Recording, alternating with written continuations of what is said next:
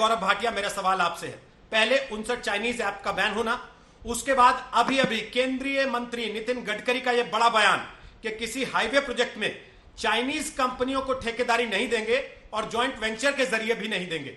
आपको लगता है कि लद्दाख में जो हरकत हो रही है उसका जवाब आर्थिक रास्ते से दिया जा सकेगा? चीन को चुभेगा चीन को ये? रोहित जी, देखिए, एक बहुत ही सोची समझी नीति है हमारी केंद्र की मजबूत सरकार के पास, और जहां हमारी वीर सेना चीनी फौज को मुंहतोड़ जवाब दे रही है, वहीं चीन मत भूलिए कि अपनी अर्थव्यवस्था पे बड़ा गुरूर करता है। तो आज जो नितिन गडकरी जी ने कहा है वो बड़ा ही अहम है कि जो बड़े टेंडर हैं, जो पहले भी केंद्र की सरकार ने और कई प्रदेशों की सरकार ने, हरियाणा उसमें है, उत्तर प्रदेश है, उसमें महाराष्ट्र भी है, रद्द किए गए हैं और आगे भी नहीं मिलेंगे। और ये जो ऐप को बैन करने की बात है, ये क्यों महत्वपूर्ण है मैं बताता हूं।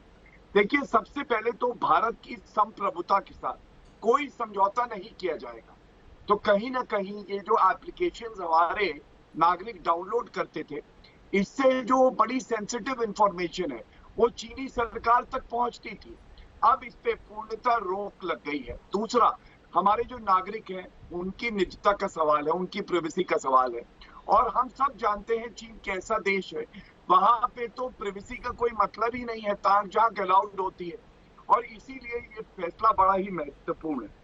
तीसरी बात, मैं समझता हूं चीन जो है वो साइबर वॉर भी करता है, तो साइबर वॉर में भी हम लोग कमजोर ना पड़े, इसीलिए सही वक्त पे ये सही फैसला है। और चौथा, कूटनीतिक प्रहार जो हमने किया है, मत भूलिए यूनाइटेड नेशन सिक्योरिटी काउंसिल में ऐतिहासिक तौर पे हम मेंबर बने और 192 में 184 वोट हमारे पक्ष में पड़े।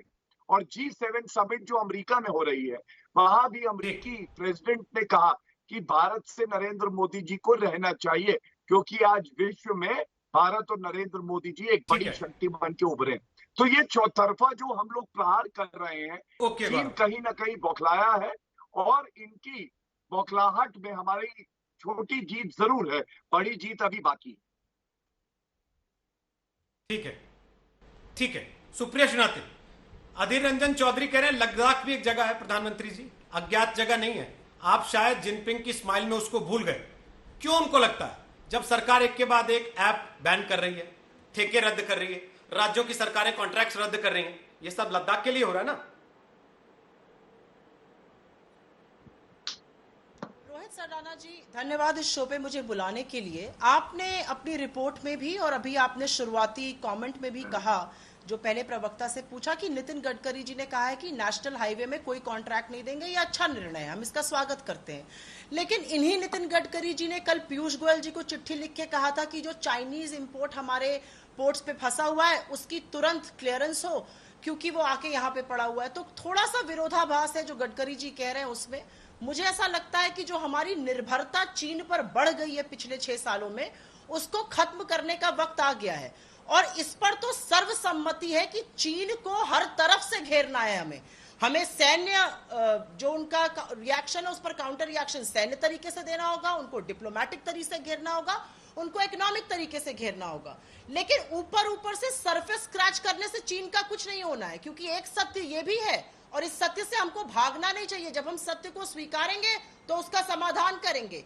एक सत्य यह भी है कि चीन एक बड़ी शक्ति है आर्थिक तौर पे, $15 ट्रिलियन की उनकी इकोनॉमी है, हमारी इकोनॉमी $2.5 ट्रिलियन की है। हमारी इकोनॉमी के various sections, auto, pharma, electronics, mobile, बहुत सारी चीजें बिल्कुल निर्भर है चीन से आयात होने पर, और ये निर्भरता पिछले 6 साल में जबरदस्त तरीके से बढ़ी है। आज चीन हमारी दैनिक जीवन की हर चीज में घुसा हुआ है। पेटीएम करिए तो चीन का इन्वेस्टमेंट है, बिग बास्केट से सामान मंगाइए तो चीन का इन्वेस्टमेंट है, ग्रोसरी मंगाइए तो चीन का इन्वेस्टमेंट है, खाना मंगाइए स्विगी जोमेटो तो चीन का इन्वेस्टमेंट है, कैब लीजिए ओला तो चीन का इन्वेस्टमेंट है। इन सब में हम अपनी इंफॉर्मेशन शेयर करते हैं, अपने क्रेडिट कार्ड की और सबकी। मेरा सिर्फ इतना कहना है कि सरकार को थोड़ी दूरदर्शिता दिखानी होगी। जो आपने ऐप बैन किया ये अच्छी पहल है, लेकिन ये ऐप आपको 6 साल पहले बैन कर देने चाहिए थे। इन्होंने तो आपके राज्य में आकर यहाँ पर ऐप खोले।